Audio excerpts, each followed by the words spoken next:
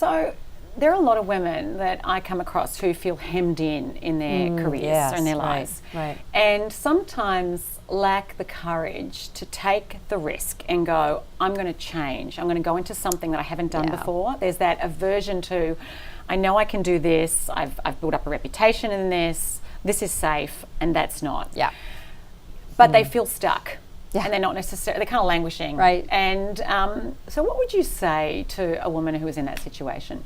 So I'd say you better make that decision yourself before somebody makes it for you. Yeah. Because that person is known to everybody as somebody who's stuck. Yeah. I mean, it's not just you who thinks that when that's the case. And if you're stuck that much that you're feeling it, and you're worried about taking the leap wherever it might be, or leaning in, as Cheryl says, everybody else can see that you're not leaning in. So that's not good for you wherever you are. And it may not even mean leaving the place you're in, but it may require leaving the spot you're in. And so I know everybody has this vision of a ladder is the way you have to move through an organization, but today's world is actually lattice. Yeah. And so the definition of growth is really changing. So it may not be that you are moving from associate director to executive director, or these old ways we thought about titles, but more you're getting an experience with a team that does something over here, and then you're learning how to do sales over here, and then that's going to take you here. Yeah. I think that would be my solution for someone who's stuck, is you don't have to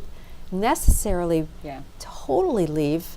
You can also try to make changes in your own environment. But if that fails, it's probably better to take it on and bite the bullet before it gets handed to you.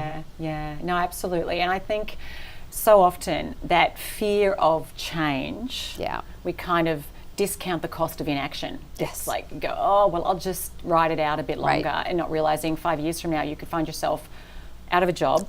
And our skill sets can get obsolete too. And I see that happen where people, if they're not developing themselves and skill sets, as you just said, you can move from one area to another and just broaden out the things that you've had experience with.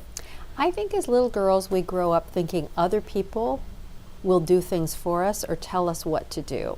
And so we kind of keep waiting around for that to happen. It's a little of the Prince Charming syndrome. He'll come and rescue me and take me off, and I don't have to be responsible for planning out my life.